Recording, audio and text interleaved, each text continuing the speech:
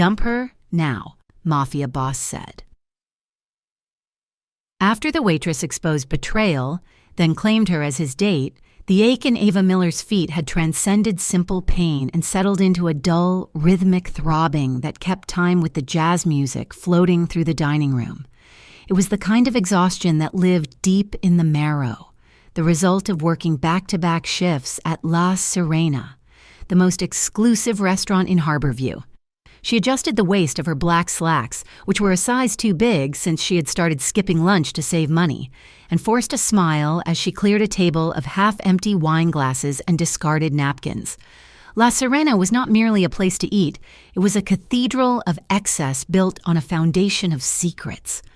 The lighting was always dim, amber-hued and heavy with shadows, designed to flatter the faces of the city's elite and obscure their sins. The air smelled of truffle oil, aged steak, and the distinct metallic scent of money. Heavy velvet drapes blocked out the streetlights of Harborview, creating a hermetically sealed world where captains of industry and men with scar-crossed knuckles broke bread together. Ava balanced the tray on her shoulder, navigating the dining floor with the practiced grace of someone who could not afford to drop a single glass. If she broke anything, it came out of her tips. If she lost her tips, the envelope of cash she kept hidden in her sock drawer for her mother's hospital bills would be light again this month. She pushed through the swinging doors into the kitchen, the sudden clamor of pots and shouting chefs washing over her. "You look like you were walking on broken glass," Marco, the sous chef, said as he plated a sea bass with surgical precision. "I feel like I'm walking on hot coals," Ava shot back, sliding her tray onto the wash station. "But at least the coals would cauterize the blisters." Marco laughed, a short bark of sound. 2 more hours. Miller. "Then you can go home and put your feet up. Or go see that boyfriend of yours, the one who never seems to pick you up." Ava felt a prick of defensiveness, sharp and familiar. "Dylan is busy," she said, grabbing a pitcher of water to refill. "He's studying for the bar exam. Marco, he has to focus." Marco shrugged, turning back to his fish. "If you say so." Ava walked back out to the floor, but the comment lingered. She checked the time on the antique clock above the service station. It was 8 o'clock in the evening. She had sent Dylan 3 texts since her break at 4 in the afternoon. He had not opened a single one of them. She clung to the idea of Dylan like a drowning woman clinging to a piece of driftwood. He was supposed to be the exit strategy. They had met a year ago, when he was just a charm-heavy law student coming in for a cheap beer during a happy hour, back when La Sirena still allowed happy hours. He had been sweet then, attentive, listening to her talk about her brother's struggles in community college and her mother's diagnosis. He had promised her that, once he passed the bar, things would change.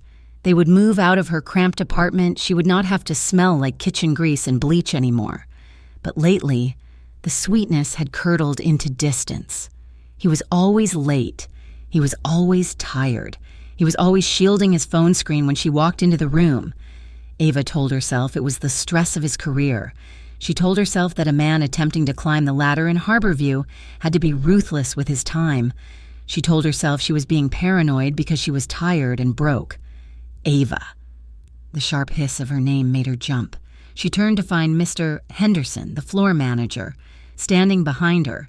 He was a nervous man who sweated profusely whenever the restaurant was more than half full. And tonight, his forehead was glistening. "I need you in the VIP section," Henderson said, wiping his brow with a handkerchief. "Now?" Ava frowned. "I am not cleared for VIP tonight. Sarah is working the back section." "Sarah just went home with a migraine," Henderson snapped, his eyes darting toward the heavy oak double doors that separated the main dining room from the VIP lounge. "And we are short-staffed. You have the most experience." "Do not argue with me. I'm just saying." "Listen to me," Henderson interrupted, grabbing her arm gently but firmly. "The owner is here." Ava went still. The staff at La Sirena whispered about Dante Rosso constantly, but they rarely saw him. He was a phantom, a man who existed in the rumors of money laundering and organized crime that clung to the restaurant's reputation. Some said he was a brutal thug in a tailored suit. Others said he was a business genius who just happened to know dangerous people. Ava had only seen him once, from a distance, a dark silhouette moving through the kitchen, flanked by men who looked like they chewed granite for breakfast. "Mr. Rosso is in the house?" Ava asked, her voice dropping to a whisper. "He's at table 1, Henderson said, "and he is in a mood. Do not screw this up." Ava: "Perfect service. Invisible service. If you drop a fork, do not bother coming in tomorrow." He shoved a fresh napkin into her hand and pushed her toward the oak doors. Ava took a deep breath, smoothed her apron, and pushed the doors open. The VIP section was a different world entirely. The carpet here was thicker, muffling every footstep. The booths were high-backed circles of red leather, offering total privacy. The lighting was even lower here, intimate and secretive. There were only 5 tables occupied. Ava kept her eyes down, moving to the service station to check the reservations. She needed to know who was seated where. Table 1, Dante Rosso. She glanced toward the corner booth in the shadows. She could see the outline of broad shoulders and the glow of a cigar tip, though smoking was technically illegal indoors. Rules did not apply to Dante Rosso. 2 men stood near the wall, silent sentinels in dark suits, watching everything. Ava swallowed her nerves and looked at the other tickets. Table 4, a walk-in guest, marked as a high-priority client of the firm. She picked up a bottle of sparkling water and turned toward table 4, practicing her professional smile. "Good evening. Welcome to La..." The words died in her throat. The bottle of Pellegrino slipped in her grip, and she barely caught it against her hip, the glass clinking against her belt buckle. Seated at table 4, bathed in the soft glow of the table candle, was Dylan. He was wearing the navy suit she had bought him for his birthday, the one that had cost her 2 weeks of tips. His hair was gelled back, sleek and professional. He looked handsome. He looked successful. And he was holding the hand of a woman Ava had never seen before. She was stunning, with hair the color of spun gold falling over a designer dress that probably cost more than Ava's mother's medical treatments for the entire year. Dylan was leaning in close, his face inches from hers, whispering something that made the woman throw her head back and laugh. It was a rich, throaty sound that echoed in the quiet room. Ava froze, her feet rooted to the plush carpet. Her brain tried to scramble for an explanation. A client? A meeting? Then Dylan lifted the woman's hand and pressed a kiss to her knuckles, his eyes crinkling with a look Ava recognized. It was the look he used to give her. The breath left Ava's lungs in a rush. It was not a meeting. It was a date. She felt a wave of nausea roll through her. He had told her this morning that he would be studying at the library until midnight. He had kissed her cheek and complained about the lack of sleep. And here he was, drinking a bottle of Barolo that cost $300, romancing a woman who looked like she had never worked a double shift in her life. Ava wanted to turn around and run. She wanted to burst through the kitchen doors and out into the alley and vomit, but she was at work. She was in the VIP section, and the owner was watching. From the shadows of table 1. Dante Rosso sat motionless. He had not touched his drink. His dark eyes, sharp and intelligent, had tracked the waitress the moment she entered the room. He saw the falter in her step. He saw the color drain from her face. He followed her gaze to table 4. Dante knew the man at table 4. Not personally, but he knew the type. A climber, a user. He watched as the waitress stiffened her spine, her knuckles white where she gripped the water bottle. He watched her force a mask of neutrality onto her face, though her chin trembled ever so slightly. Interesting, Dante thought. Most people would have fled. She is going to serve them. Ava walked forward. Every step felt leaden. She approached the table, her heart hammering against her ribs like a trapped bird. "Good evening," she said. Her voice sounded thin, foreign to her own ears. "May I start you with some water?" Dylan went stiff. He turned his head slowly, his eyes widening when he saw her standing there in her black uniform. For a second, sheer panic flashed across his face. He pulled his hand away from the woman's grip, knocking a fork against the china plate. "Ava?" he whispered, the name slipping out before he could stop it. The blonde woman looked up, confused. "You know the waitress, Dylan?" Dylan cleared his throat, his face flushing a mottled red. No. I come here often for business. She has served me before." Ava felt like he had slapped her. He had served him before. Technically true, but the lie tasted like ash. She looked at him, begging him silently to acknowledge her, to stand up, to explain. But Dylan looked away. He picked up his menu, shielding his face. "Just water. Thanks, and we are ready to order the wine. We will take the 98 cab." He refused to meet her eyes. He was dismissing her. He was pretending she was furniture.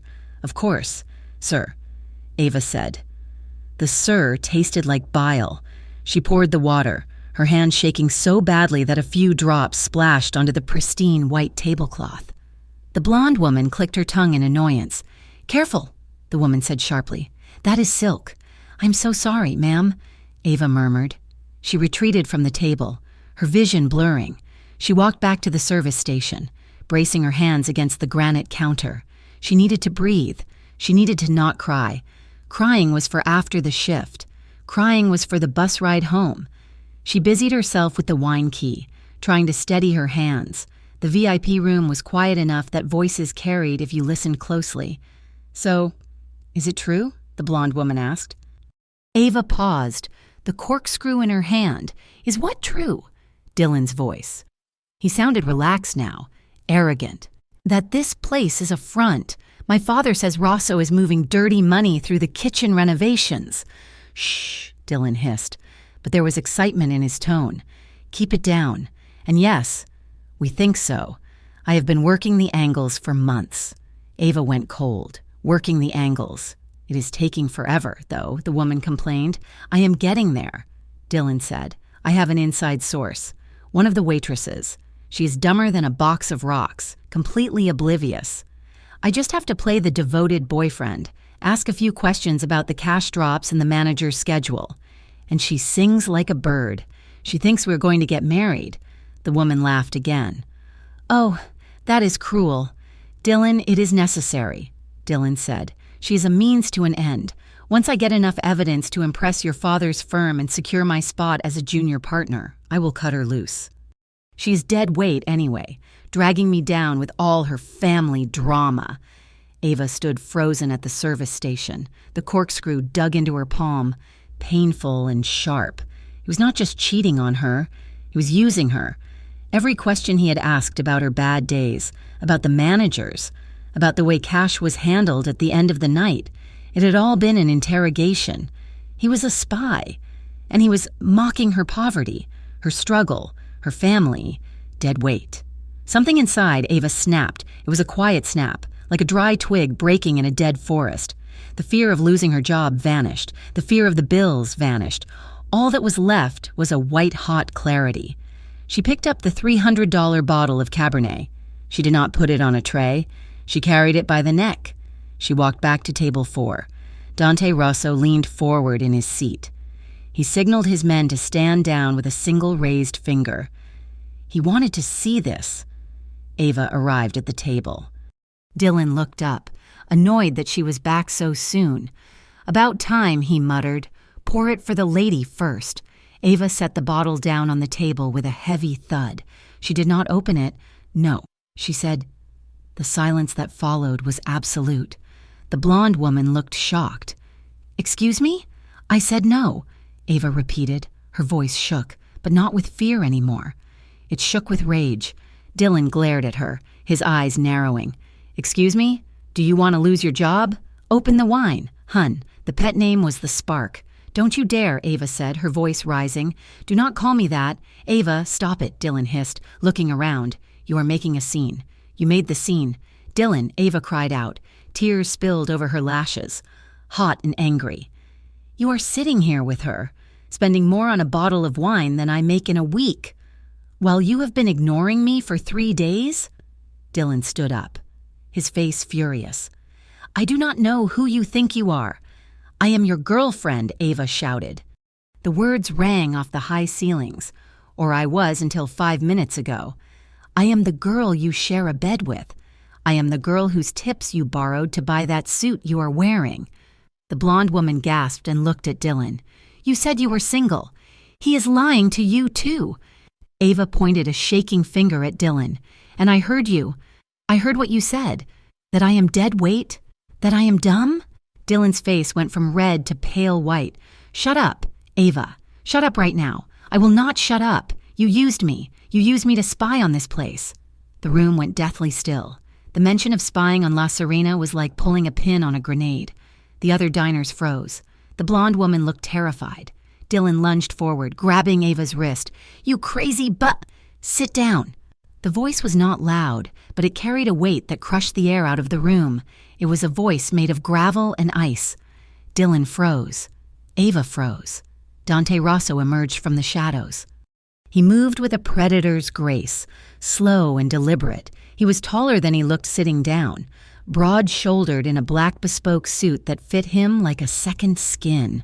His face was hard, defined by sharp angles and a scar that cut through his left eyebrow.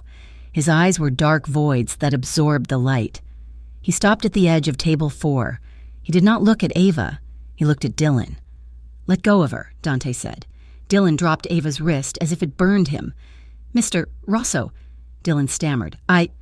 This is just a misunderstanding. This employee is unstable. You were just trying to put your hands on a woman," Dante said. His voice remained terrifyingly calm. "And before that, you were discussing my business, my private business." Dylan's mouth opened and closed like a fish on dry land. I never." "I have excellent hearing," Dante said.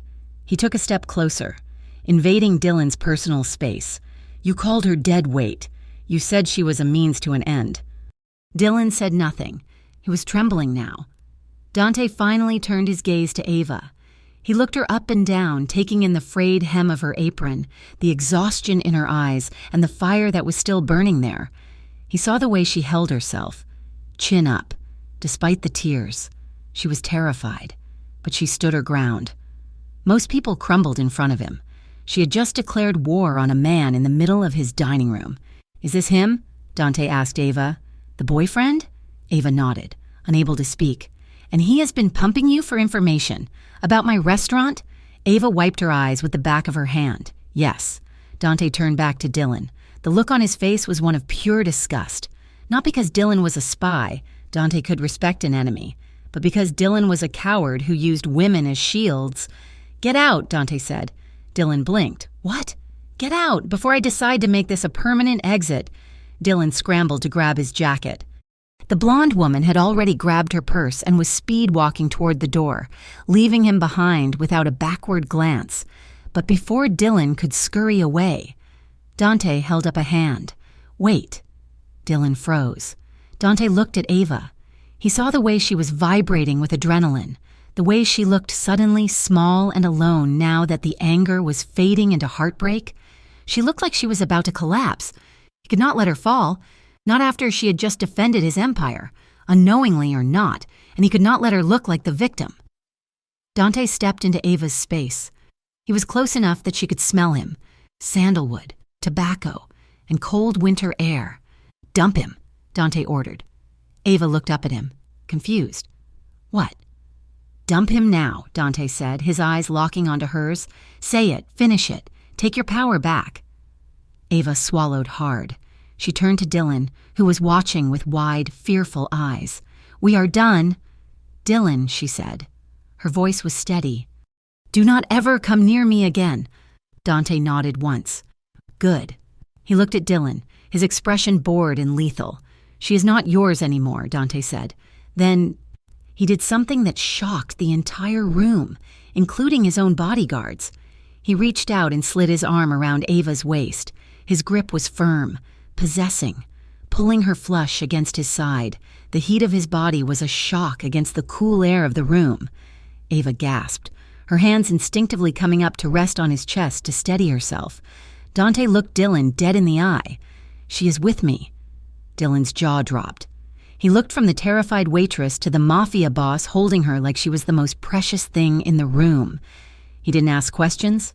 He didn't argue. He turned and ran toward the exit, nearly tripping over his own feet in his haste to escape the predator staring him down. Ava stood frozen in the circle of Dante's arm, her heart thundering against his ribs, realizing with a jolt of terror and confusion that her life had just complicated itself in ways she could not yet begin to understand. The silence that followed Dante Rosso's declaration was heavy enough to crush a man. The entire VIP section of La Sirena seemed to be holding its breath, the air thick with the scent of expensive cologne and sudden, sharp danger. Dylan was gone, having fled like a rat scuttling into the dark, leaving Ava Miller standing in the center of the room with the arm of the most feared man in Harborview wrapped around her waist. Before Ava could process the trembling in her legs or the way the blood was rushing in her ears, Dante moved. He did not ask. He simply guided her, his grip iron firm yet strangely lacking in aggression, pulling her away from the spectacle and into the deep, curved shadow of his private booth. "Sit," Dante commanded, releasing her. Ava collapsed onto the leather bench, not because she wanted to obey, but because her knees finally gave out. The adrenaline that had fueled her confrontation with Dylan was draining away, leaving her cold and shaking. She watched as Dante slid into the seat opposite her, signaling his men to block the view of the other tables. "What did you just do?" Ava whispered, her voice cracking. Dante picked up his glass of whiskey, swirling the amber liquid slowly. He looked unbothered, as if he had just ordered a side of bread rather than claimed a waitress as his partner in front of the city's elite. "I solved a problem," Dante said calmly. "You created a disaster."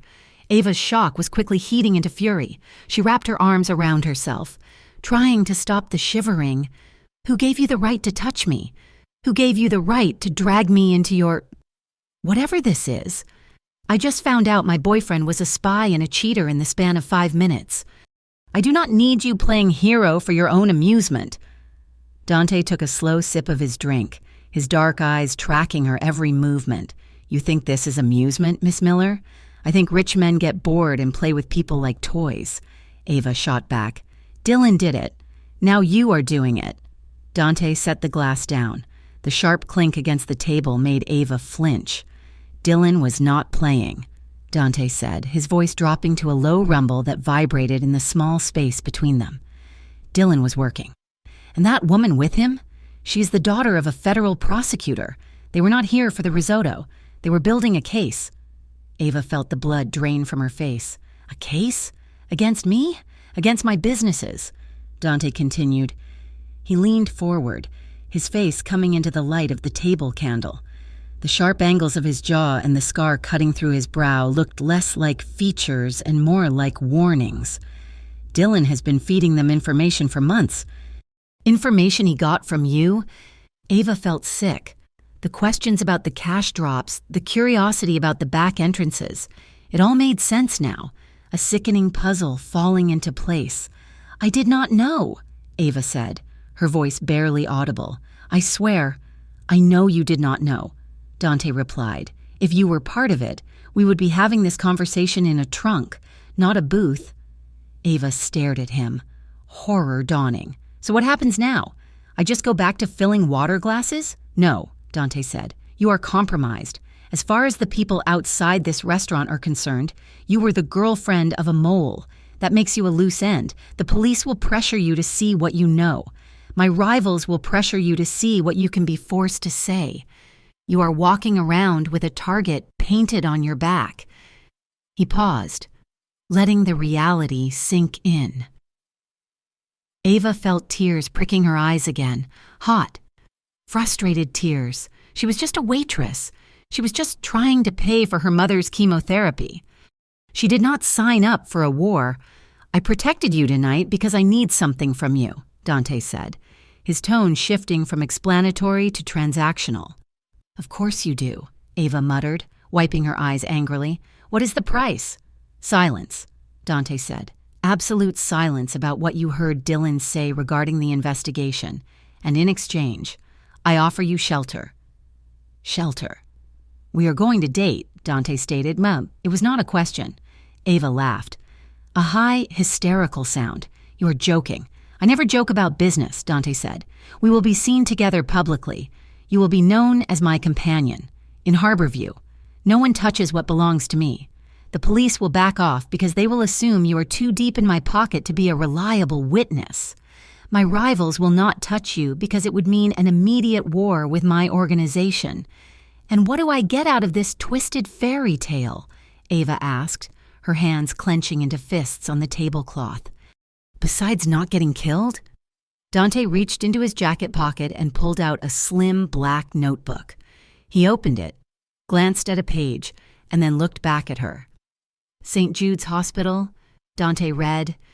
Your mother, Ellen Miller, stage 3 ovarian cancer. Outstanding balance is $42,000 and climbing. Your brother, Leo, community college tuition is overdue. You are 3 months behind on your own rent. Ava felt violated. How do you know that? I know everything that happens under my roof, Dante said, closing the book. If you agree to this arrangement, the hospital bills disappear. Your mother gets the best care in the state. Fully paid, your brother finishes school debt-free, and no one, not the law and not the streets, will ever harass you again. Ava stared at him. It was a deal with the devil. She knew that. He was a criminal. He was dangerous. But $42,000 was an insurmountable mountain, and he was offering to flatten it with a wave of his hand. You are just using me, Ava whispered. Just like Dylan. You are just honest about the price tag. She expected him to get angry. She expected him to tell her to take it or leave it. Instead, Dante leaned back, and for the first time, the cold mask slipped. He looked at her, really looked at her, with an expression that was almost weary. Maybe, Dante admitted quietly, but there is a difference. Dylan used you to destroy something. I am using you to keep things from falling apart. He hesitated, his gaze drifting to her hands, which were still trembling. And if you want the truth, Dante added, his voice rougher now, I did not step in just for the strategy. I stepped in because watching that little coward treat you like trash in my dining room made me want to put him through a wall. Ava looked up, startled by the sudden heat in his tone. You have fire, Ava Miller, Dante said softly. You stood up to him when you had everything to lose. I respect that. I do not like seeing fire put out by weak men. The air between them shifted. It was no longer just a negotiation. There was a current running through the space, a strange magnetic pull that Ava did not know what to do with. Fine, Ava said, her voice shaky but resolved. I will do it, but only until the debt is cleared, and you do not touch me unless we are in public. Agreed, Dante said. The ride to Ava's apartment was suffocatingly quiet. Dante had insisted his driver take her, and he had slid into the leather seat beside her before she could protest. The car was a sleek black sedan with tinted windows that turned the city lights into blurred streaks of color. Ava sat pressed against the door, putting as much distance between them as possible. She could feel him, though he was a large man, taking up space not just physically but atmospherically. He smelled of rain and expensive tobacco. She glanced at the rearview mirror and froze. Dante was watching her. His eyes were not cold now. In the dim light of the passing street lamps, his features looked less like granite and more human. He was watching her hands, which were twisting the strap of her purse nervously. As their eyes met in the mirror, he didn't look away. He held her gaze, his expression unreadable but intense. Ava felt a flush rise up her neck. She looked away first, staring out the window at the familiar, cracked sidewalks of her neighborhood. When the car pulled up to her building, a faded brick structure with a broken intercom, Ava reached for the handle immediately. "Thank you," she said stiffly.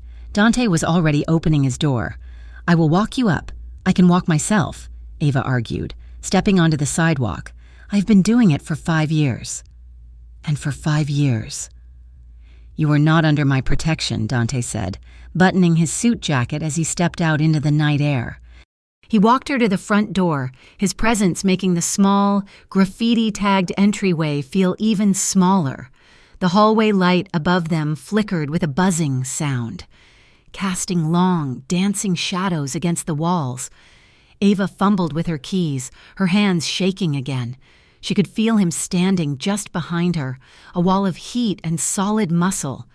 "You are shaking," Dante observed. "I am tired." Ava lied. She finally managed to jam the key into the lock. "Look, Mr. Rosso—" "Dante," he corrected. "Dante," she said, testing the name. It felt heavy on her tongue. "You do not have to do this. The nice guy act. We made a deal."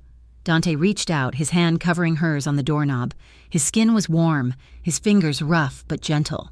He did not turn the key. He just held her hand there, stopping her frantic movements. "It is not an act," Dante said. He moved closer, so close she could feel his breath stirring the hair at her temple. "You deserve someone loyal. Ava. Someone who knows the value of what he is holding." Ava's breath hitched. She turned her head, looking up at him. Under the flickering yellow light, his eyes were dark pools that seemed to want to drown her. For a second, she forgot he was a crime boss. She only saw a man who looked at her as if she were the only source of light in the city. A confused, dangerous pull tugged at her chest. She wanted to lean into him. She wanted to rest her head against that broad chest and let him handle everything. But fear, sharp and habitual, kicked in. "You are not safe. Dante," she whispered. "You are not my kind of safe." Dante's lips quirked in a sad, almost self-deprecating smile. "No, I am not. But I am the only one offering to stand between you and the wolves." He turned the key for her, pushed the door open, and stepped back. "Good night, Ava." He waited until she was inside and the deadbolt clicked home before he turned and walked back to the waiting car. The rumors started 3 days later. It began with a photo on a local gossip blog, a grainy shot taken by a diner at La Serena, showing Dante's hand on Ava's waist, his body shielding hers. The headline read, "The King of Harborview finds a queen?" By the time Ava clocked in for her Friday shift, the atmosphere in the kitchen had shifted. The chefs, usually loud and raucous, went quiet when she walked in. The dishwashers averted their eyes. Even Marco, who had always teased her, looked at her with a mix of awe and terror. "Is it true?" Sarah whispered, cornering Ava near the coffee machine. "Are you really with Rosso?" Ava kept her face neutral, just as she had practiced in the mirror. "We are seeing each other." Sarah's eyes went wide. "Ava, be careful. You know what kind of world he lives in. People get hurt around him. I can handle myself," Ava said, though she wasn't sure she believed it. Halfway through the shift, a man in a suit Ava had never seen before walked into the kitchen. He bypassed the manager entirely and stopped in front of Ava. "Mister, Rosso requests your company for dinner," the man said. His tone was polite but left no room for refusal. "Tonight, 8 o'clock, at the Onyx Room." The Onyx Room was Dante's other establishment, a steakhouse across town known for being even more exclusive than La Serena. "I am working," Ava said, wiping her hands on her apron. The man smiled thinly. "Your shift has been covered. A car is waiting." Ava looked around. Her manager was pretending to be very busy with inventory. There was no way out. She arrived at the Onyx Room feeling like an imposter. She had no time to go home and change, so she had borrowed a dress from Sarah's locker, a simple black slip dress that was elegant but modest. It lacked the sequins and designer labels of the women she saw entering the restaurant, but it fit her curves in a way that made her feel exposed. The hostess led her not to a table, but to a private alcove near the back. Dante was already there, standing by the window, looking out at the city skyline. He turned when he heard her approach. For a moment, he stopped. His breath actually hitched, a small, sharp intake of air that Ava heard clearly in the quiet space. He looked her over, his eyes traveling from her messy bun to the hem of the black dress. The appreciation in his gaze was visceral. It made Ava's skin prickle with heat. "You look beautiful," Dante said. His voice was rougher than usual. "It is borrowed." Ava deflected, clutching her purse. "I felt underdressed." Dante walked over to her, pulling out her chair. "You could wear a paper sack and outshine every woman in this room. Sit." The dinner was a blur of expensive food Ava was too nervous to taste. Dante asked her questions, real questions. He wanted to know about her mother's favorite books, about her brother's major, about why she wanted to be a nurse before the money ran out. He listened with an intensity that was unnerving. He did not check his phone. He did not look around the room. He was entirely focused on her. Midway through the meal, a group of men at the adjacent table began to get loud. They were drinking heavily, their ties loosened, their voices carrying. "Look at that," one of them slurred, gesturing vaguely in Ava's direction. "That is a nice piece of scenery, huh?" Dante stiffened. Ava saw his hand freeze on his wineglass. Another man laughed. "A little plain for this place. Though, maybe the service staff is expanding their menu." Ava shrank in her seat, humiliation burning her cheeks. She stared at her plate, wishing she could disappear. Dante did not say a word. He simply stood up. The movement was so sudden and so fluid that Ava barely registered it. He walked around the table, his face a mask of deadly calm. "Dante, don't," Ava whispered, reaching out. He ignored her. He stepped up to the table of men. He did not shout. He did not flip the table. He simply placed one hand on the back of the loud man's chair and leaned in. The man looked up, ready to argue, and then he saw who was standing over him. The color drained from his face so fast it looked like a magic trick. "Mr. Rosso," the man stammered. We didn't see you. You are ruining my appetite," Dante said softly. "And you are disrespecting my date." He looked at the man, then shifted his gaze to Ava. He walked back to her, standing behind her chair. He placed his hand on the small of her back, his palm burning through the thin fabric of her dress. His touch was possessive. It was a claim. "Apologize to the lady," Dante said to the men, "or leave, and if you leave, do not bother coming back to any establishment in this city that I own, which is most of them." The men scrambled to apologize, tripping over their words, mumbling, "Sorry, ma'am," and "Forgive us" to Ava. They paid their bill in a panic and fled. Dante sat back down as if nothing had happened. But Ava's heart was racing. It was a mixture of fear, because she had just seen the threat of violence in his eyes, and a dark, twisting thrill. He had defended her. No one had ever defended her like that. After dinner, they stood outside under the neon sign of the restaurant. The wind had picked up, blowing off the harbor, cold and biting. Dante signaled his driver to wait. He turned to Ava, searching her face. "Did I scare you?" he asked. Ava wrapped her arms around herself. "Yes, you did." Dante nodded, looking away. "I am sorry. I do not tolerate disrespect. I am not used to it," Ava admitted. "Men like that. Usually I just have to ignore them. I have to smile and take the tip and pretend I am deaf." "You never have to do that again," Dante said fiercely. "Not while you are with me." Ava looked up at him. His face was illuminated by the red neon light, casting half of him in shadow. "It scares me, Dante," she said honestly. "Your world. It is violent." "Yes," Dante said. "But I am not violent with you." A gust of wind tore through the street, and Ava shivered violently. Without a word, Dante took off his suit jacket. He stepped into her space, draping the heavy, warm wool over her shoulders. He did not step back this time. He stayed there, inches from her. His hands lingered on the lapels of the jacket, pulling it tighter around her. They were so close their chests were almost touching. Ava looked up, and Dante looked down. His gaze dropped to her lips, then back to her eyes. The air between them crackled with electricity. It would be so easy to close the gap, the memory of his arm around her waist, his defense of her honor, the way he looked at her. It was intoxicating. Ava's breathing slowed. She saw Dante's head dip. Just a fraction. He was giving her the choice, but the fear was still there. The image of Dylan's betrayal was too fresh. The reality of Dante's gun-toting bodyguards was too sharp. Ava took a step back. "I can't," she whispered. Dante stopped immediately. He did not pursue her. He just stood there, his hands falling to his sides. "I am not ready," Ava said, her voice trembling, "to have my life spin again because of a man. I just got my balance back."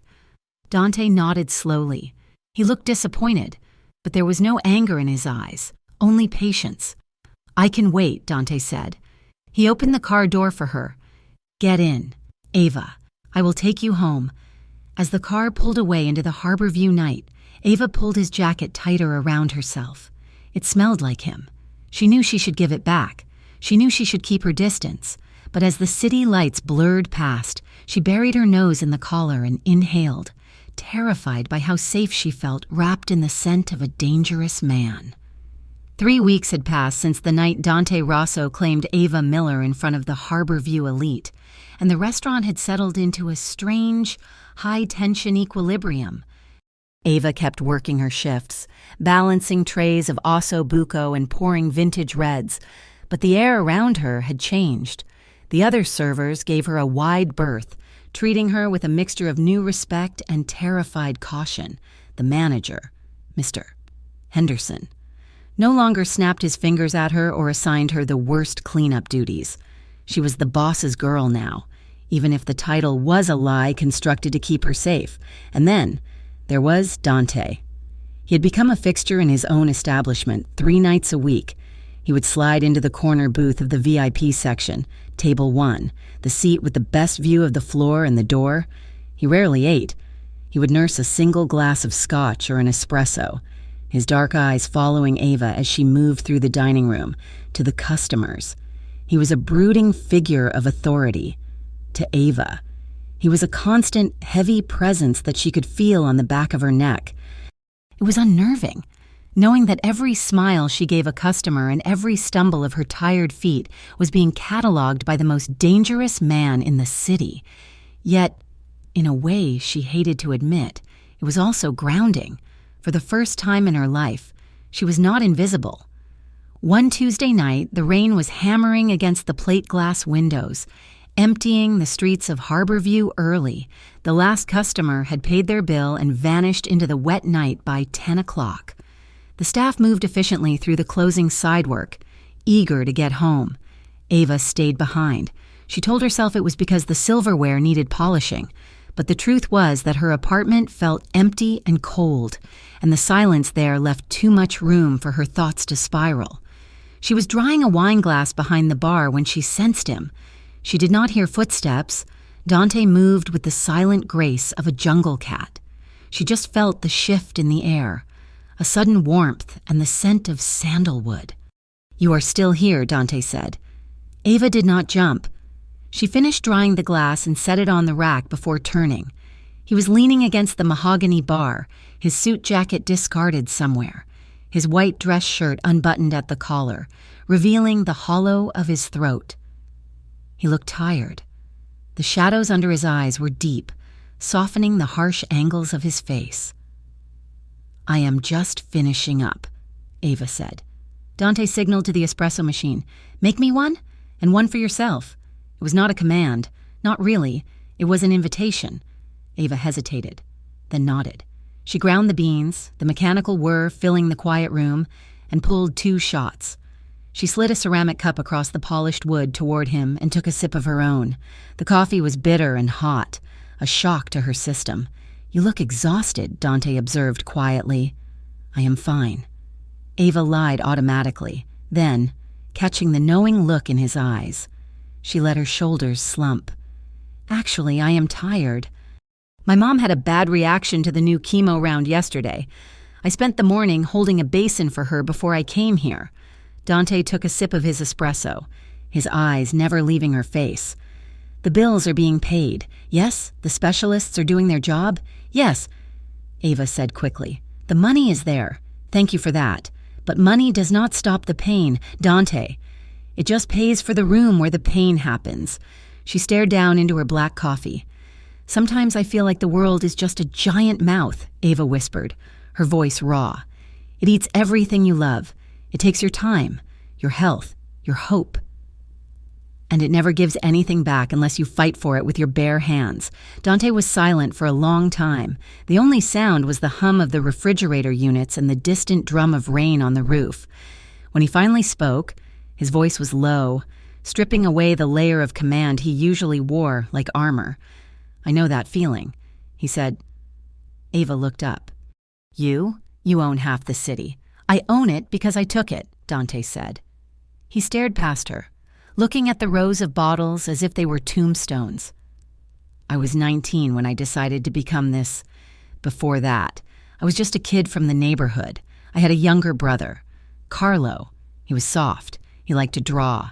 He wanted to be an architect. Ava set her cup down. She had never heard anyone mention a brother. What happened to him? Dante's jaw tightened. He was walking home from school. A car drove by. It was not even about him. A rival crew was aiming for a dealer on the corner. Carlo was just there. He was collateral damage. Ava felt a pang of sorrow strike her chest.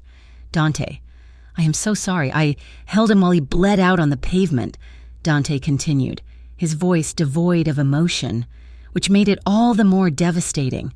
And in that moment, I realized that being good does not save you. Being innocent does not save you. The only thing that saves you is power. So I decided to become the man who decides who bleeds. I decided to build a wall so high and so thick that nothing could ever touch my family again. He looked at her then, his gaze intense and vulnerable. I seized power so the world could not take any more from me. But you are right. Ava. It takes anyway. It just takes different things. The distance between them across the bar felt non-existent. Ava saw the grief living behind the ruthlessness in his eyes. She saw the boy who had lost his brother buried inside the kingpin. Without thinking, she reached out and placed her hand on the counter. Dante looked at it, then reached across. He did not take her hand. Instead, he reached up and gently tucked a loose strand of hair behind her ear. His fingers were warm and rough against her skin. Eva's breath hitched. She closed her eyes at the contact, leaning almost imperceptibly into his touch. It was a gesture so tender it felt out of place in the dimly lit bar, a moment of softness between two people who were used to hard edges. Dante's hand lingered on her cheek, his thumb tracing the line of her jaw before dropping to cover her hand on the counter. He laced his fingers through hers. The warmth of his palm traveled up her arm, settling in her chest as a confusing, heavy heat. For a moment, they were just a man and a woman standing in the quiet, bound by loss and the rain. "Hey, boss, did you want the back door locked?" Or the voice shattered the moment like dropped glass. Ava snatched her hand back, her heart hammering. Dante straightened immediately, the mask of indifference slamming back into place. Marco, the sous chef, stood in the kitchen doorway, looking wide-eyed and apologetic. "I did not know you were busy." "Lock it." "Marco," Dante said, his voice cool and even, "and then go home." Marco nodded frantically and disappeared. Ava turned away to rinse her cup, her hands shaking, her face burning with a flush she hoped the shadows concealed. The intimacy of that night lingered, but reality had a way of crashing the party. Dylan had resurfaced. He did not come to the restaurant. He knew better than that, but he found other ways. It started with texts, long, rambling paragraphs claiming he was a victim of his firm's pressure, that he never meant to hurt her, that he was just doing his job. Then came the voicemails, his voice, sounding thin and pathetic, begging her to meet him so he could explain. Ava deleted them all without responding, but the constant ping of her phone made her jumpy. She felt like she was being watched, not just by Dante, but by the ghost of the relationship she had thought was real. Dante noticed. He noticed the way she flinched when her phone vibrated in her apron pocket. He noticed the dark circles returning under her eyes. He did not ask, but his gaze grew sharper, more predatory as he scanned the room for threats. The threats, however, were not just digital. Detectives had begun to circle La Sirena like sharks smelling blood. They came in pairs, wearing cheap suits and cynical smiles. They sat at the bar, nursing sodas, and asked questions that seemed casual but were razor sharp. "Have you noticed any large parties late at night? Miss, does Mr. Rosso keep a schedule for the cash pickups?" Ava deflected them with polite ignorance, just as Dante had instructed, but the pressure was mounting. One afternoon, as Ava was taking out the recycling to the alley bins, a man stepped out from behind a delivery truck. He was young, maybe 30. With a kind face and tired eyes, he held up a badge before she could scream. "Detective Evans," he said softly. "Please. Miss Miller, I'm not here to harass you." Ava gripped the bag of empty bottles. "I have nothing to say to you." "I know you are scared," Evans said, keeping his distance. "I know who you are dealing with." "Dylan told us about the situation." Ava let out a bitter laugh.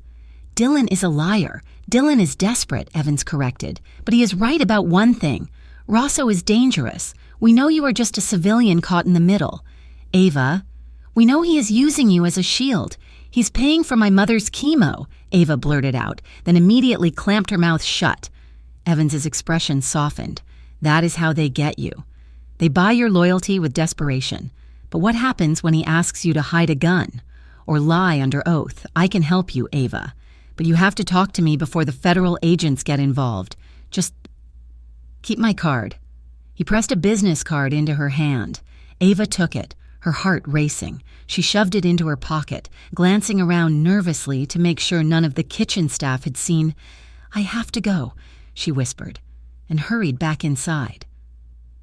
She did not realize that across the street, in a parked sedan with tinted windows, a member of Dante's inner circle had watched the entire exchange. 2 days later, the tension in Harborview snapped. A warehouse on the docks, one that stored Dante's legitimate import goods as well as his less legitimate ones, was firebombed. No one was killed, but the message was clear. A rival gang, the Moretti crew, was testing the fences in the fallout. Paranoia swept through La Sirena like a virus. The kitchen staff stopped talking when Ava entered. The bartenders exchanged guarded looks. The rumor mill was churning. Someone was leaking information. Someone was talking to the cops. Dante was nowhere to be seen during the shift. He was in the back office, dealing with the crisis. But his lieutenant, a man named Sal with eyes like flint, watched Ava from the bar all night. When her shift ended, Ava just wanted to go home and sleep for a week. She changed out of her uniform and headed for the back exit, her bag slung over her shoulder. "Ava." The voice came from the shadows of the narrow hallway that led to the administrative offices. Ava froze. Dante stepped out. He was not wearing his jacket. His sleeves were rolled up, revealing the tattoos on his forearms, and he looked furious. Not the cold, controlled anger she was used to, but a hot, volatile rage that made the air crackle. "Come here," he said. Ava stepped closer, clutching her bag. "What is wrong? Why were you talking to a detective in the alley on Tuesday?" Dante demanded. Ava's stomach dropped. "How did you—" "I have eyes everywhere." Dante's voice rose, echoing off the concrete walls, especially when my shipments are getting torched 48 hours later. "Sal saw you. He saw you take a card." "It was nothing," Ava argued, her own anger flaring to match his. "He cornered me while I was taking out the trash." "And you stood there and chatted?" Dante closed the distance between them, towering over her. "Did you tell him about the warehouse? Did you tell him about the schedule?" "No," Ava shouted back. "I told him to leave me alone. I told him you were helping my family. You told a cop I was paying your bills?" Dante looked incredulous. "Ava, are you trying to get me indicted? Or are you just naive?" "I am not naive. I am tired. Dante, I am tired of being interrogated by the police, harassed by my ex-boyfriend, and spied on by your goons." She tried to push past him, but he blocked her path. He did not touch her, but his body was a solid wall of muscle and heat. "You do not get to walk away," Dante growled. "We have a deal. That deal relies on trust. If I cannot trust you, you are a liability." "A liability?" Ava laughed. "A harsh sound. Is that all I am? A liability or an asset? You know what, Dante? Go to hell. I never asked for your protection. I never asked for any of this. I saved you." Dante roared, his control finally snapping. "You bought me," Ava screamed back. "You bought me to fix your image. I did it because I wanted you." The words hung in the air, vibrating in the sudden silence.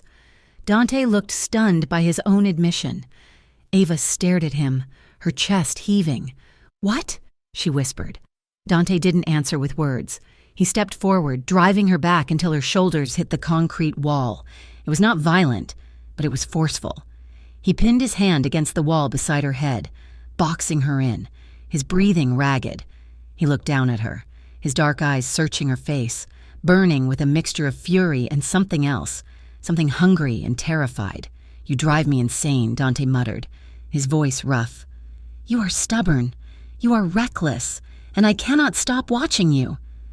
Ava looked up at him, her heart hammering against her ribs so hard she thought it might break them.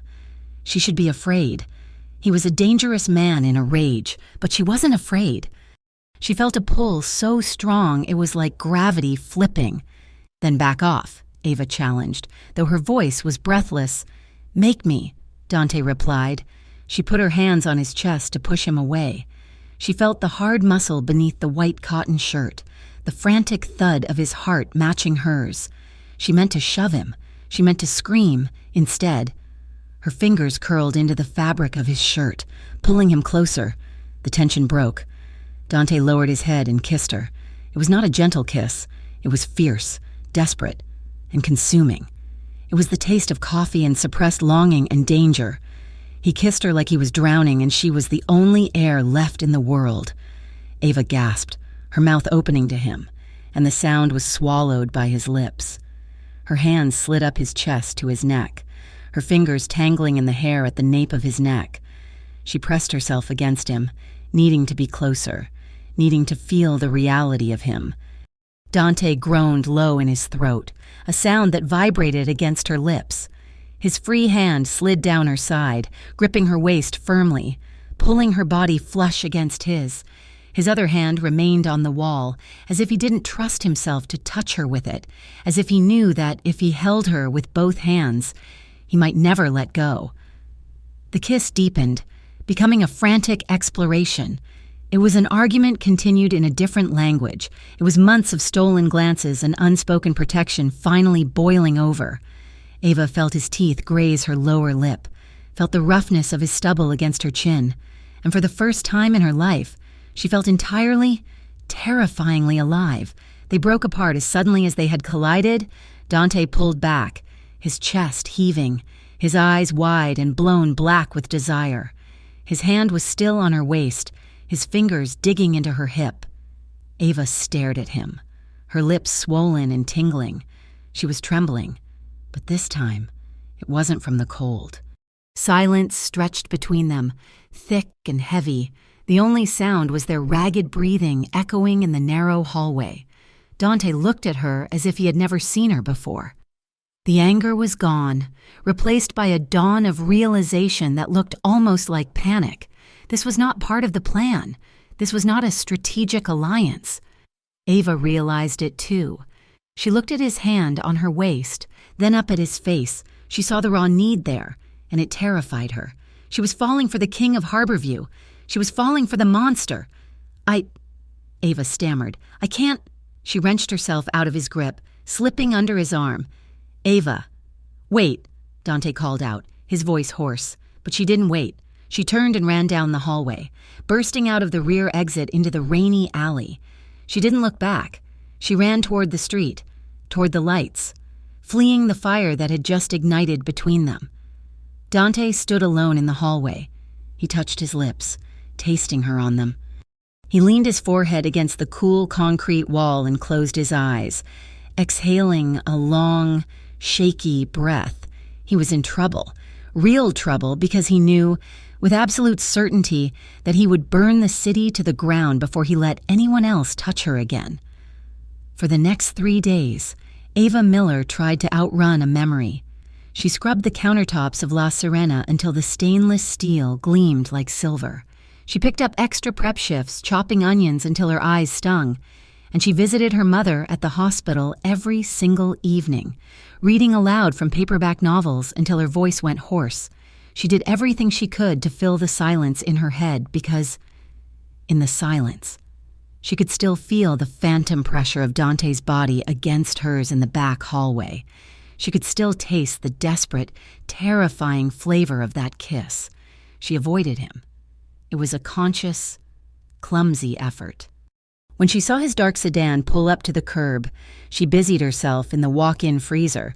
When he sat at his usual table, she traded sections with the new girl, Sarah, claiming she needed to be closer to the kitchen. Dante let her run, but he did not let her hide. He was everywhere, a ghost haunting the periphery of her life. He didn't force a confrontation, but he made his presence known. When she walked home at 2 a.m, the streets were suspiciously empty of the usual drunks and loiterers, and a black car rolled slowly a block behind her, its headlights cutting through the fog like watchful eyes. When she woke up, there was a text. "You okay?" When she clocked out, there was another. "Get home safe." They were short, non-pressuring messages that should have irritated her. They were the actions of a man who was used to monitoring his assets, but against her will, Ava found herself waiting for the vibration of her phone. In a world that felt increasingly unstable, Dante's digital check-ins were a tether. They were a reminder that while she might be afraid of him, she did not have to be afraid of anything else. On Thursday, the sky over Harborview turned the color of a bruised plum. A storm rolled in off the Atlantic, carrying the smell of salt and ozone.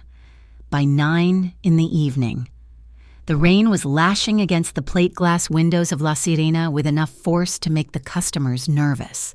The lights flickered once, twice, and then the dining room plunged into a heavy, gray gloom before the emergency generator kicked in with a low hum. "Go home," Henderson told the staff, his voice tight. "The storm is knocking out power grids all over the Lower East Side. We are closing early." The servers and busboys didn't need to be told twice. They scattered, eager to beat the flooding. Ava, however, stayed behind. She had end-of-day reports to file, and the thought of her empty, silent apartment was less appealing than the dim warmth of the restaurant. She finished the paperwork by the light of a few emergency sconces and the decorative candles that were still burning on the tables. The restaurant was a cavern of shadows and flickering amber light. "I thought you would have run by now." Ava froze, her pen hovering over the ledger. She looked up toward the corner booth, table 1. Dante was still there. He had been so quiet, so still in the shadows, that she had genuinely thought he left with his bodyguards. He was sitting with his back to the wall, a half-empty glass of wine in front of him, the candlelight dancing in the reflection of his dark eyes. "I am finishing the inventory," Ava said, her voice sounding too loud in the empty room. Dante watched her. He did not beckon her over. He just waited. Ava hesitated, then closed the ledger. The air in the room felt charged, heavy with the storm outside and the unspoken things between them. She walked slowly across the dining room, the carpet muffling her footsteps, until she stood by his table. "You should go home." "Dante," she said, "the roads are going to be bad. My driver can handle wet pavement," Dante replied. He gestured to the seat opposite him. "Sit for a minute, please." The please threw her off. It was not a word that belonged in his vocabulary. Ava sat, perched on the edge of the leather seat, keeping a safe distance. "Why are you avoiding me?" Dante asked. He didn't sound angry, just curious. "You know why," Ava said, looking at her hands. "Because of the hallway?" "Because of everything," Ava corrected. She looked up, meeting his gaze. "Dante, look at us. You are the king of Harborview. I am a waitress who buys her work shoes at a discount store. Every man I have ever trusted has made me feel small. They treat me like I am disposable, like I am a prop in their movie. Dylan did it, and you are just a bigger, more dangerous version of the same story." Dante listened, his face unreadable in the candlelight. He took a sip of wine, set the glass down, and then leaned forward. "You are wrong," he said quietly. "About which part?" "About how I see you." He rested his forearms on the table. His suit jacket was draped over the seat beside him. His white shirt glowed softly in the gloom. "You do not make me feel big." "Ava," Dante said, "you unnerve me." Ava blinked. "I unnerve you. I am terrified of you half the time." "I know," Dante said, "and yet you stand there and you argue with me. You look me in the eye when men who have killed for me look at the floor. You see through the armor." "Ava, you see the man who lost his brother, not just the boss who signs the checks. That does not make you small. It makes you the only real thing in my life." The honesty in his voice was a physical weight. Ava felt her defenses crumbling, brick by brick. She had spent years wanting to be seen, really seen, and here was a man who saw everything, even the parts she tried to hide.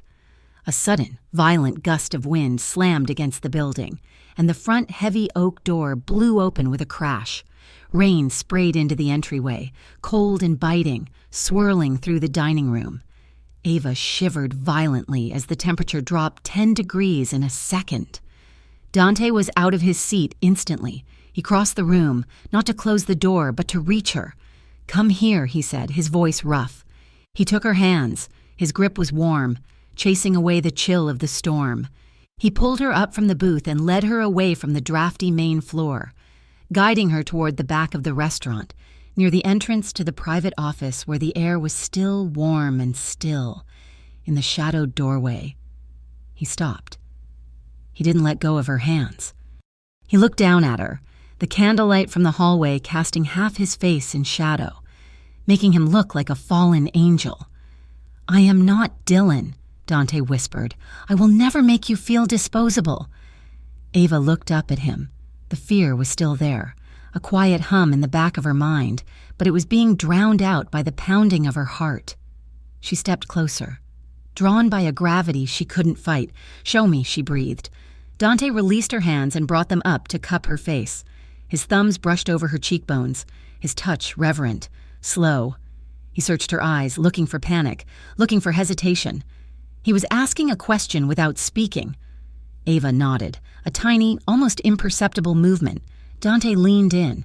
He didn't crash into her like he had in the hallway. He lowered his head slowly, giving her 1,000 chances to pull away.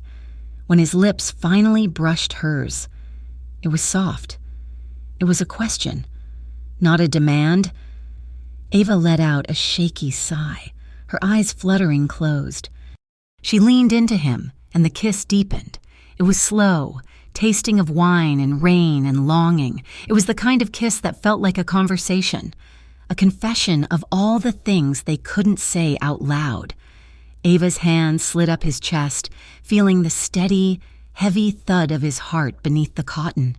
She reached his shoulders, gripping the fabric, pulling him nearer. She needed to be closer.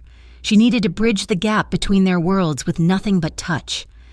Dante groaned, a low sound of surrender. His arm slid around her, his hand resting firmly at the small of her back, holding her steady but not trapping her. His other hand remained on her face, his thumb tracing the line of her jaw, tilting her head back to deepen the angle. They stood there in the shadows, bodies pressed together, the storm raging outside forgotten. There was no urgency, only a profound, aching intimacy. Dante pulled back just an inch, their foreheads resting together, their breath mingling in the cool air. "You make me forget," he whispered, his voice ragged.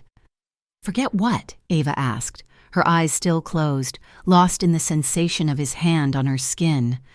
"The blood," Dante said, "the noise. When I am with you, the silence isn't lonely. It is just peace." Ava's heart squeezed.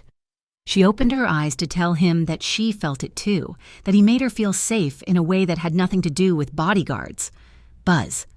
The sound came from Ava's pocket, a harsh, mechanical vibration that shattered the moment like a stone through a window. Dante stiffened. Ava flinched, pulling back. "Ignore it," Dante murmured, reaching for her again. But the phone buzzed again. Insistent, long, urgent. Ava stepped out of his reach, her hands shaking as she fumbled for the device. "I have to check. It is the special ringtone for Leo if something is wrong with Mom." She unlocked the screen. The glow of the phone illuminated her face, which went pale in an instant. "What is it?" Dante asked, his voice shifting instantly from lover to protector. Ava read the text, her stomach turning to ice. "Leo. Ava. Some guy in a hoodie followed me from campus to the bus stop. He cornered me. He had a knife. He didn't take my wallet. He just told me to tell my sister to stop talking to cops or they will put Mom in the ground early." Ava dropped the phone. It hit the carpet with a dull thud. She backed away from Dante, horror washing over her. "Ava!" Dante stepped toward her. "Don't!" Ava gasped. She held up a hand, her eyes wide with panic. "They went after Leo. Because of me. Because I am with you. Dante's face hardened. The softness, the vulnerability, it vanished. In its place was the cold, sharp steel of the dawn. He stooped, picked up her phone, and read the message. His eyes scanned the text once, twice. He looked up, his expression terrifyingly calm. "Moretti," he said. Ava was shaking her head, tears starting to fall. "I can't do this. Dante, I thought I could. I thought it was just me. But Leo, my mom, I can't risk them." "You are not risking them," Dante said. He walked over to her, but this time he didn't touch her. He maintained a respectful, tactical distance. "This is a desperation move. The Moretti crew is trying to find a lever to pry me open. You are the lever." He pulled his own phone from his pocket and dialed a number. "Get the car to the back," he ordered into the phone, "and tell Rocco and Vinny to get to St. Jude's Hospital immediately. I want a 24-hour detail on Ellen Miller's room. And send a car to pick up the brother at his apartment. Bring him to the safe house on 4th. He hung up and looked at Ava. "They are safe. As of this second, they are untouchable." "Safe?" Ava cried, her voice rising. "Someone held a knife to my brother. How is that safe?" "Because now I know they are targets," Dante said. "And no one touches what I guard." He reached for her, but Ava flinched away. The magic of the kiss was gone, replaced by the cold reality of his world. "This is my fault," she whispered. "No," Dante said firmly. "This is their mistake." The drive to take Ava to her brother was silent. Dante sat beside her, checking messages on his encrypted phone, his jaw set in a hard line. He was no longer the man who had whispered in the dark. He was a general planning a war. When he dropped her off at the safe house, a nondescript brownstone with reinforced doors, he didn't try to kiss her. He simply nodded. "Stay inside," he ordered. "I have work to do." Dante returned to La Sirena, but not to eat. He went to the basement office, a soundproof room where the real business was conducted. Sal and 2 other lieutenants were waiting. The mood was grim. "Moretti is getting bold," Sal said, leaning against a filing cabinet. "Going after civilians, that is sloppy or desperate." "It is leverage," Dante said, pouring himself a whiskey he didn't intend to drink. "They know they can't hit me directly, so they are squeezing the girl." Sal exchanged a look with the other men. "About the girl, boss," Sal said carefully. Dante's eyes snapped up. "Careful, Sal." "We have to talk about it," Sal said, crossing his arms. "She is a liability." We pulled the security footage from the alley behind the restaurant. Tuesday afternoon. Dante went still. "Show me." Sal placed a tablet on the desk. The grainy black and white footage showed Ava taking out the trash. It showed Detective Evans stepping out. It showed them talking. It showed Ava taking the card and putting it in her pocket. "She is talking to Evans." "Dante," Sal said. "And 2 days later, Moretti knows exactly where to squeeze. You think that is a coincidence? Maybe she is not just the victim here. Maybe she is feeding Evans info, and Evans has a leak that goes back to Moretti. It happens." Dante stared at the screen. He saw Ava's body language. She looked scared. She looked defensive. But she had taken the card. "She is not a rat," Dante said, though the seed of doubt had been planted, sharp and painful. "She is a waitress. Boss." Sal argued. "She is scared, and the cops are offering her a way out. If they flip her, if she testifies that she saw you moving cash or heard you giving orders—" "We are all done." Dante stood up, the chair scraping loudly against the floor. "She does not know enough to flip." Dante lied. He knew she had heard things. He knew she was smart enough to piece it together. "Find out what Dylan is doing," Dante commanded, deflecting the heat. If Moretti knew to target her brother, someone told them who her brother was. Dylan knows her family. Dylan knows her schedule. "Dylan is a small fish," Sal said. "Then gut him." Dante snarled. "Find out who he is swimming with. I want to know if he is working with the feds, with Moretti, or if he is dumb enough to be playing both." "And the girl?" Sal asked. Dante looked at the frozen image of Ava on the tablet screen. "Keep eyes on her," Dante said, his voice devoid of warmth. "If she talks to Evans again, let me know."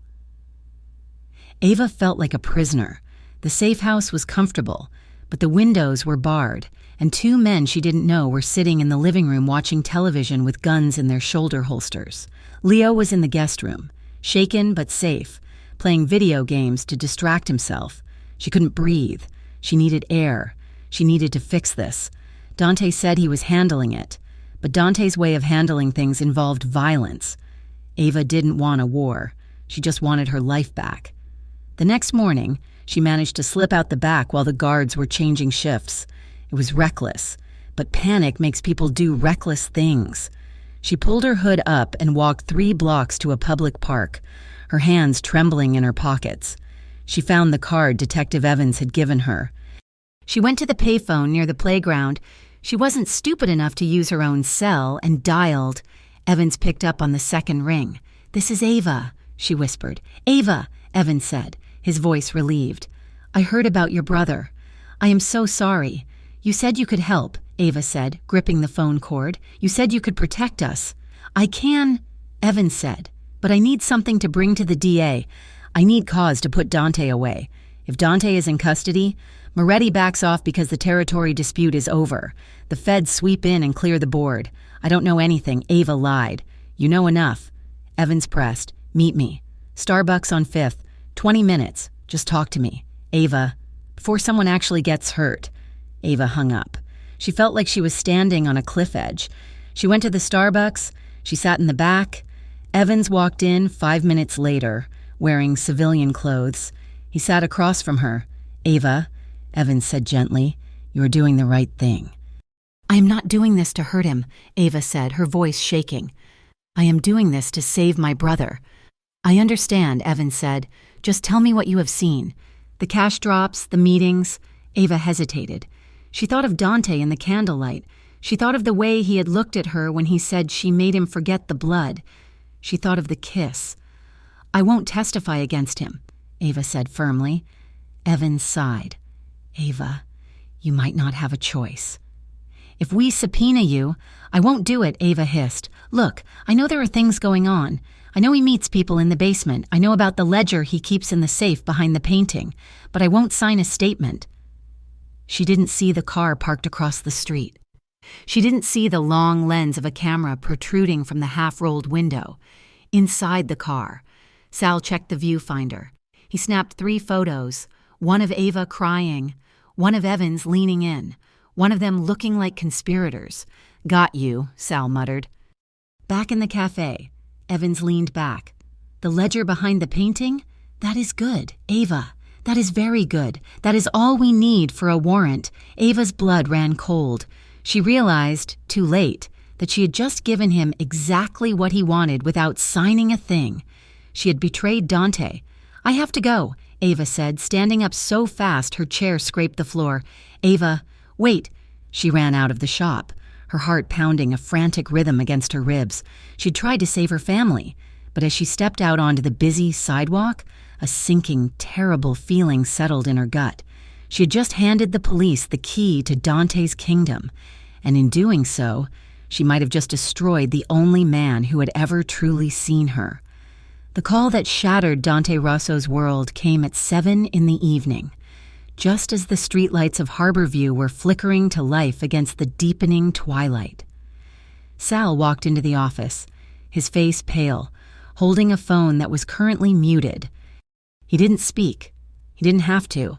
Dante saw the look in his lieutenant's eyes, a mixture of fear and resignation, and felt a cold pit open in his stomach. "They have her," Sal said, his voice rough. Dante didn't ask who. He didn't ask how. He stood up, the heavy oak chair screeching against the floorboards. "Where?" Dante asked. "The abandoned cannery on the South Docks," Sal replied. "Moretti's guys intercepted the communication logs. They know she is the weak point, Dante. They know you moved her brother. They figured out she is not just a cover." Dante walked to the window, looking out at the city he controlled. It suddenly looked fragile, like a model built of matchsticks waiting for a spark. He had spent 10 years building walls, buying politicians, and burying enemies to ensure that nothing could touch him. And all it took was one woman, one stubborn, exhausted waitress with fire in her eyes, to make the fortress crumble. "Prepare the cars," Dante said. "Boss," Sal warned, stepping forward. "If we roll on the docks, it is war, a loud war. The feds are already circling because of the warehouse fire. If we turn the south side into a shooting gallery, the heat will come down on us hard. You could lose the import license. You could lose the unions." "I do not care," Dante said. He turned, and the look on his face made Sal take a step back. It was not the face of a businessman. It was the face of a man who had nothing left to lose. "If saving her costs me everything," Dante said, his voice low and terrifyingly steady, "then so be it." Ava Miller woke up to the smell of salt water, rust, and old fish. Her head was throbbing where she had been struck, and her hands were zip-tied painfully tight behind her back. She blinked, trying to clear the grit from her eyes. She was seated in a wooden chair in the center of a cavernous warehouse. High above, industrial lights buzzed and flickered, casting long, skeletal shadows across the concrete floor. "Well, look who finally decided to join the party." Ava jerked her head up. Standing in front of her, dressed in the same expensive suit he had worn to La Serena, was Dylan. But the charm was gone. His face was drawn, his eyes manic and bloodshot. He held a cigarette in one hand, the smoke curling up toward the rusted rafters. "Dylan," Ava croaked. Her throat was dry. "You really made a mess of things." "Ava," Dylan said, shaking his head as if she were a child who had spilled juice on a rug. "I had a plan, a good plan. I was going to make Junior partner. We were going to have a nice house in the suburbs. All you had to do was be a little helpful. You were using me." Ava spat, the anger cutting through her fear. "You were spying on me." "I was building a future," Dylan shouted, his voice echoing off the metal walls. "And you threw it away for him, for a criminal. He's honest about what he is," Ava retorted, sitting up straighter despite the bonds. "He never looked me in the eye and lied about loving me just to get a promotion." Dylan laughed, a bitter, jagged sound. "He is a thug in a $3,000 suit, Ava. And right now, he is the reason you are tied to a chair in a building that smells like dead fish." He stepped closer, squatting down so his face was level with hers. "Look, I am a reasonable guy. I can still fix this. I can save you." "How?" Ava asked, eyeing the gun tucked into his waistband. "When the feds get here, and they will get here, you testify," Dylan said eagerly. "You tell them Dante forced you. You tell them you were a terrified hostage. You cry, you shake, you play the victim. If you give them Dante, they will put you in witness protection. And since I helped turn you, I get my deal. We both walk away clean." Ava looked at him. She saw the sweat on his upper lip. She saw the desperation. He wasn't trying to save her. He was trying to salvage his career from the wreckage he had caused. "And if I refuse?" Ava asked. Dylan stood up, his expression hardening. "Then my friends over there make an example of you," he said, gesturing to the shadows where 3 men were loading magazines into automatic rifles, "and I write it off as collateral damage." Ava looked at the gunman, then back at Dylan. She thought of Dante. She thought of his hand on her face in the doorway, the way he had looked at her as if she were the only thing in the world that made sense. "I would rather die standing with a sinner," Ava said quietly, "than live on my knees with a hypocrite like you." Dylan's face twisted in fury. He raised his hand to strike her, but a voice boomed from the loading bay entrance. "Enough!" A heavy metal door rolled up with a screech of grinding gears. The night air flooded in, cold and damp. Silhouetted against the floodlights of a convoy of black SUVs stood Dante Rosso. He was not alone. Behind him, 6 of his men fanned out, weapons drawn but held low. They moved with military precision, taking cover behind crates and pillars. Dylan froze. The rival gunmen raised their rifles, aiming at Dante. Dante walked into the light. He wore no armor. His hands were empty, held out to his sides. He looked calm, but his eyes were burning with a cold, blue fire that fixed on Dylan. "Let her go," Dante said.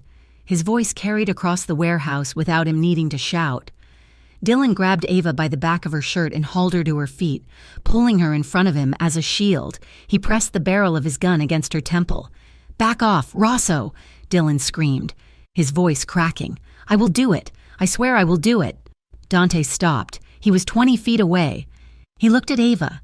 He saw the bruise on her cheek. He saw the fear in her eyes, and beneath the fear, he saw the trust.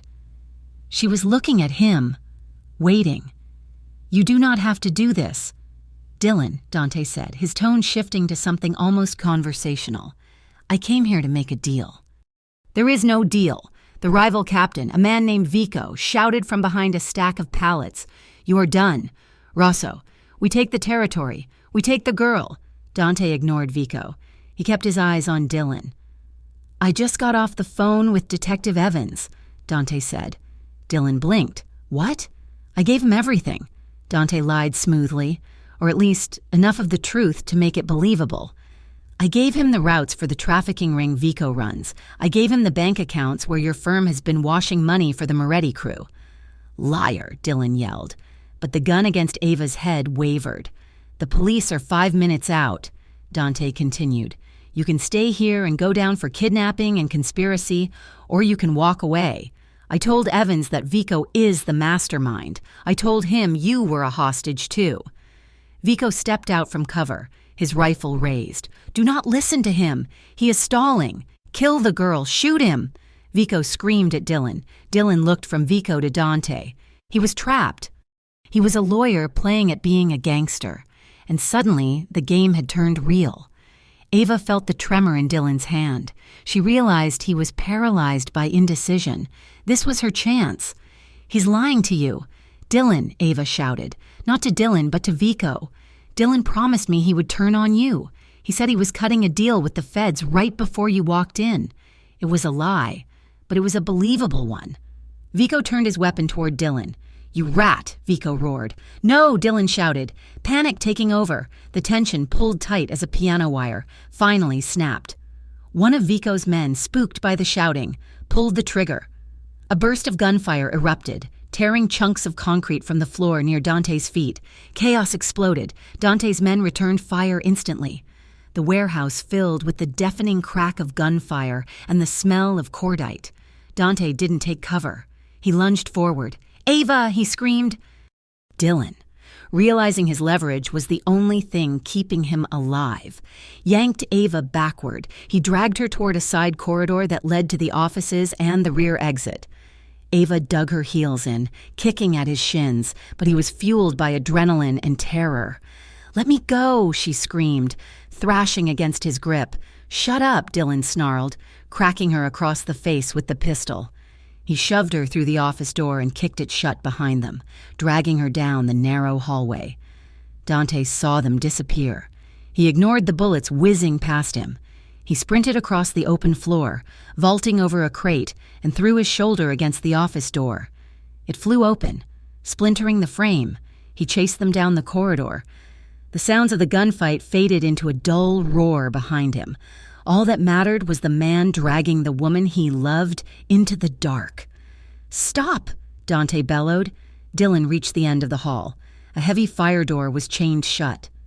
He fumbled with the lock, cursing, but his hands were shaking too badly. He spun around. There was nowhere left to run. He grabbed Ava again, spinning her around and pinning her back against his chest. The gun pressed hard under her chin. "Stay back!" Dylan shrieked. "I will kill her! I will kill her!" "Dante!" Dante skidded to a halt 10 feet away. He raised his own weapon, a sleek black pistol he had pulled from his holster. He aimed it directly at Dylan's forehead, but Dylan was smart. He kept his head low behind Ava's. There was no clear shot. "Put the gun down, Dylan," Dante said, his breath coming in ragged gasps. "It is over. The cops are outside. You hear the sirens." Ava could hear them. The wail of approaching police cruisers rising above the din of the battle in the main room. "I am not going to jail," Dylan sobbed. "I am not going to lose everything because of a waitress." Dante took a step forward. The look in his eyes was pleading.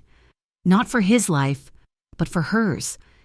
"Let her go, and I will let you walk out that door," Dante promised. "I will distract the cops. Just let her go."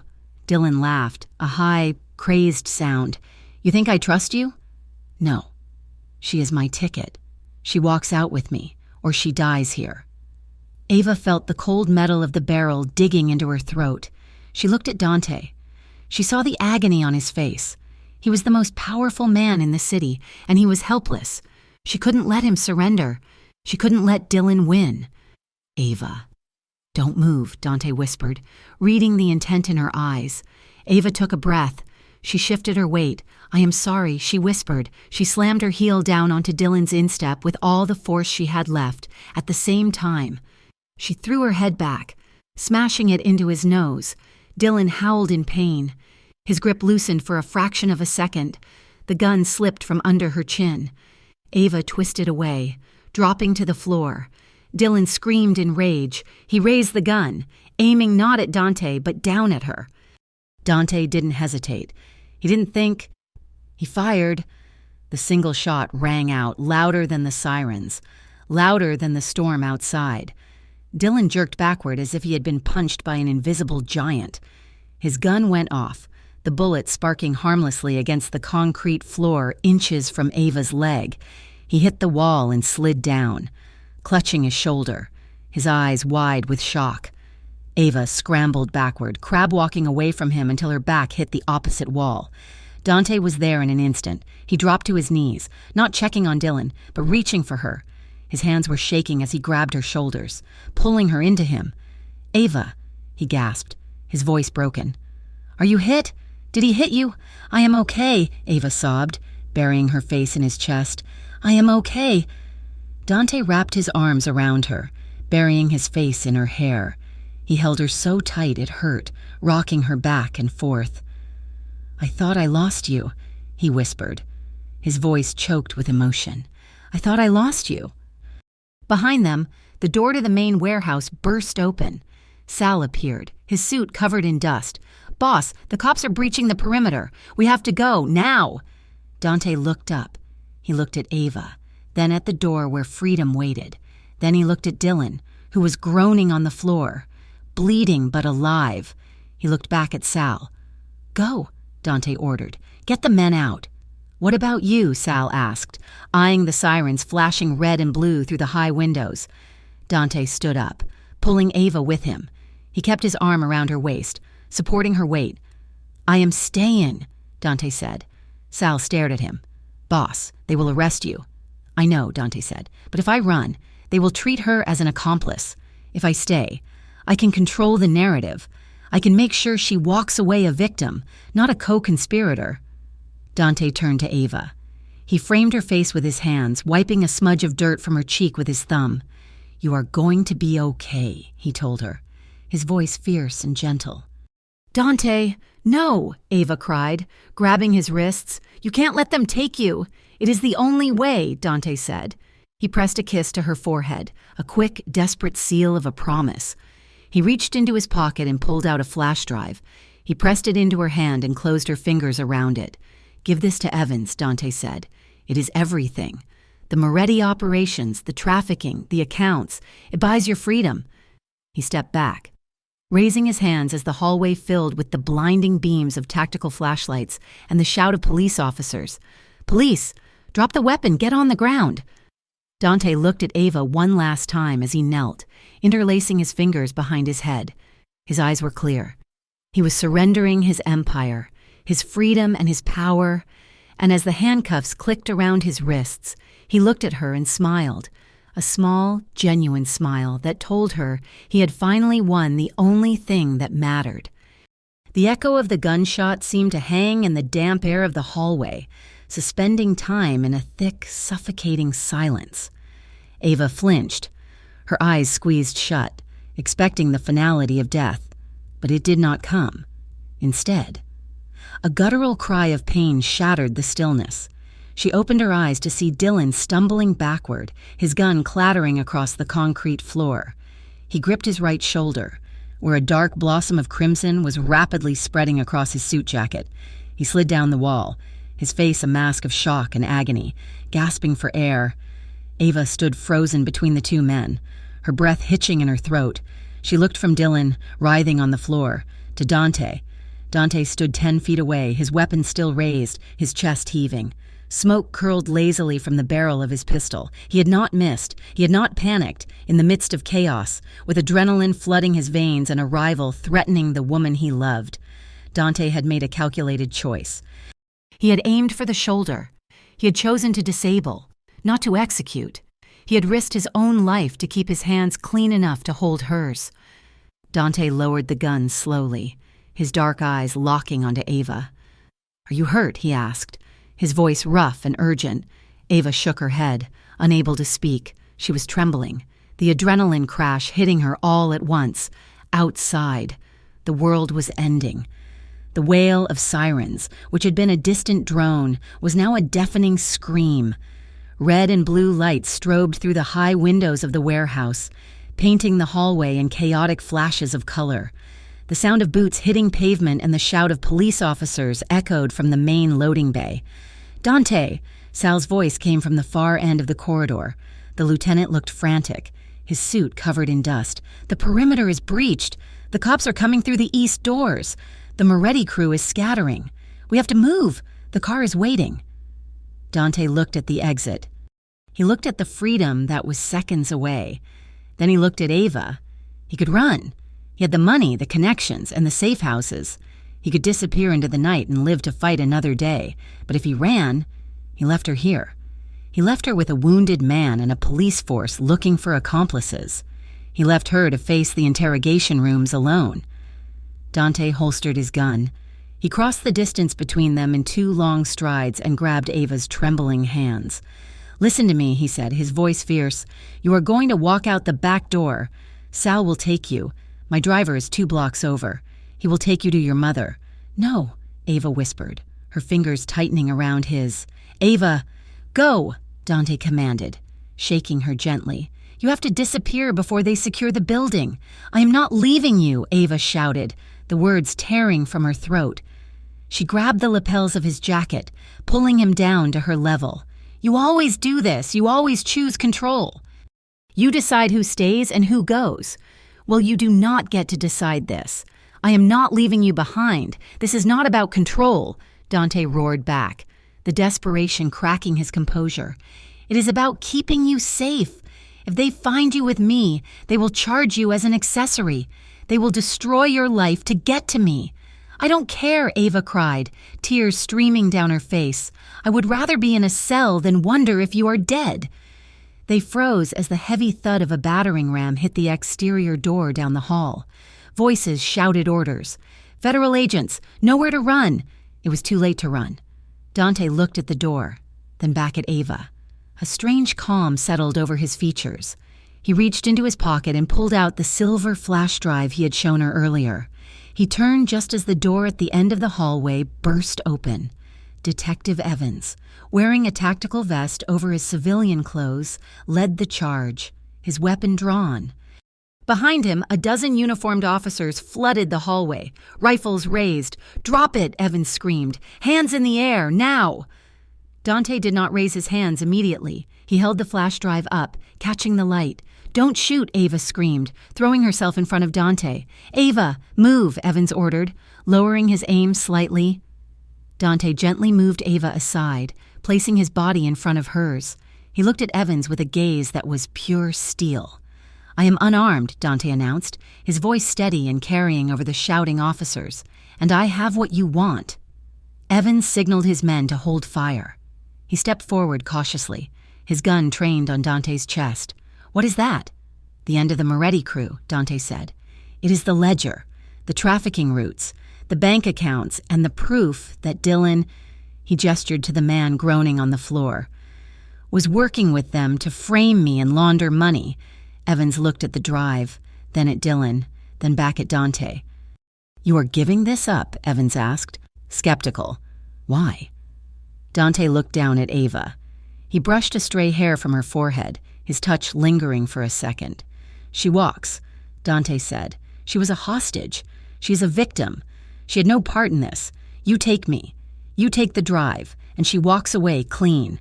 No charges, no subpoenas, no harassment." Evans looked at Ava. He saw the bruises on her wrists. He saw the terror in her eyes.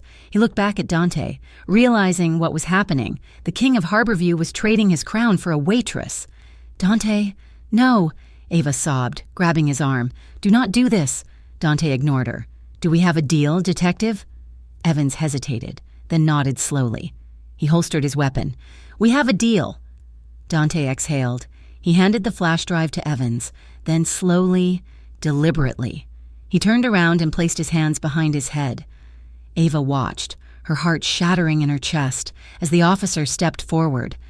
The metallic click of the handcuffs echoed in the hallway, final and devastating.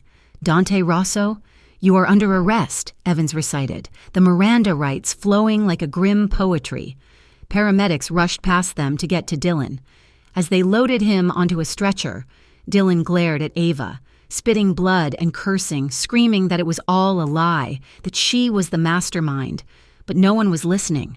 2 officers grabbed Dante's arms to lead him away. He stopped them. "Wait." He turned to look at Ava one last time. The blue and red lights from the cruisers outside were reflecting off the wet pavement, casting him in a chaotic glow. He looked stripped down, vulnerable, and yet more dignified than she had ever seen him. He mouthed 2 words. "I'm sorry." Ava stood there, the wind from the open door whipping her hair across her face. She shook her head, the tears hot on her cold skin. "I'm not," she cried out, her voice breaking. Dante smiled, a sad, small smile, and then allowed the officers to push him toward the waiting squad car.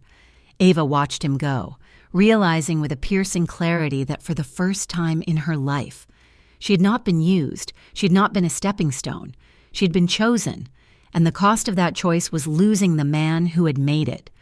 The fall of the Rosso Empire and the Moretti crew was the only thing Harborview talked about for weeks. The news cycle was relentless. The flash drive Dante had surrendered proved to be the silver bullet the district attorney had been dreaming of for a decade. The Moretti network was dismantled overnight, their warehouses raided, their assets seized. Dylan did not get his deal. With the evidence of his double dealing and the attempted kidnapping, his law firm disavowed him instantly. He was facing 20 years for conspiracy, kidnapping, and racketeering. His face, once smug and polished, now looked gaunt and terrified on the front page of the City Gazette. And Dante became a myth. The rumors swirled that he was cutting a deal of his own. His lawyers, the best money could buy, were fighting tooth and nail. They argued that he had cooperated. They argued that he had saved a civilian life. They argued that his information had taken down a far violent threat. Ava watched it all from the sidelines. She went back to work, but not at La Serena. The restaurant had been seized by the state temporarily, then sold to a hospitality group. She found a job at a quiet diner near the hospital. One afternoon, she sat by her mother's bedside. Her mother, looking stronger thanks to the treatments that had been paid for in full before Dante's accounts were frozen, watched her daughter peel an orange. "You are staring at the news again," her mother said gently. Ava quickly turned off the small television mounted on the wall. "Sorry." "He is going to be okay, Ava," her mother said. Ava sighed. "He's facing serious time, Mom, maybe," her mother said. "But you know, for years. Every time you talked about Dylan, you looked tired, like you were trying to convince yourself of something. But when you worry about this man, when you say his name, you light up." "I do not light up," Ava protested weakly. "I look sad," her mother smiled. "You look like a woman who finally glimpsed the life she actually wants, and that is worth fighting for, isn't it?" 6 months later, the winter had turned to spring, bringing a fragile warmth to the city. Ava stood in the elevator of the Meridian Tower, her hands smoothing the fabric of her sundress. She was nervous. Her palms were sweating. She had received a letter from a law firm she didn't recognize, asking her to come to the penthouse to sign some final transfer documents regarding her employment termination from the old La Serena Corporation. It seemed formal. It seemed final. The elevator dinged, and the doors slid open. Ava stepped out into the penthouse. She expected to be met by a wall of security. She expected the burly men in dark suits who used to shadow Dante's every move. But the room was empty. The expansive living space was quiet. The floor-to-ceiling windows let in the golden afternoon light, illuminating the dust motes dancing in the air. It felt different, lighter. The heavy, oppressive atmosphere of a crime boss's lair was gone. She walked further in. "Dante?" she called out softly. He walked in from the balcony. Ava's breath caught in her throat. He was different. He was thinner, his face sharper, stripped of the slight softness of good living. He was not wearing a three-piece suit. He was dressed in dark jeans and a black cashmere sweater, sleeves pushed up. He looked younger. He looked human. And on his left ankle, blinking with a steady green light, was a thick black monitor. Dante stopped when he saw her. He stayed near the glass doors, as if unsure he was allowed to approach. "You came," he said. His voice was the same, that low rumble that vibrated in her chest, but it lacked the command of the dawn. "You sent a letter," Ava said, holding up the envelope. "An excuse," Dante admitted. "I just wanted to see if you would come." He walked over to the kitchen island, keeping the marble barrier between them.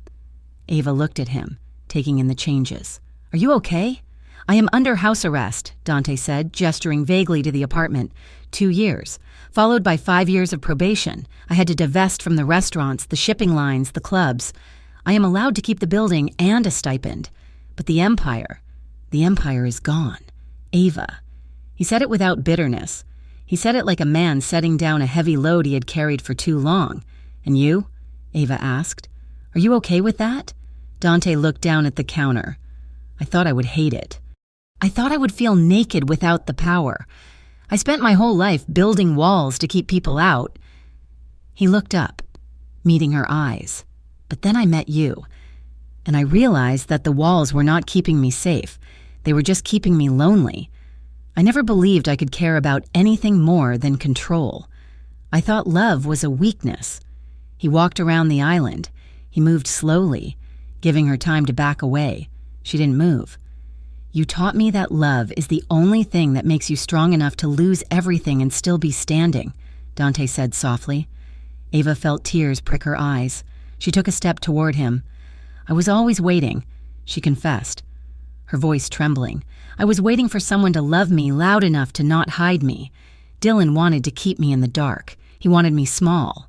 But you, from that first night, you claimed me," Ava whispered. "You stood up in front of the whole world and said, 'She is with me.' And I meant it," Dante said. He was standing right in front of her now. He reached out. His hand hovered for a second, trembling slightly, as if asking permission all over again. Ava nodded. He traced the back of her hand with his fingers, a ghost of a touch.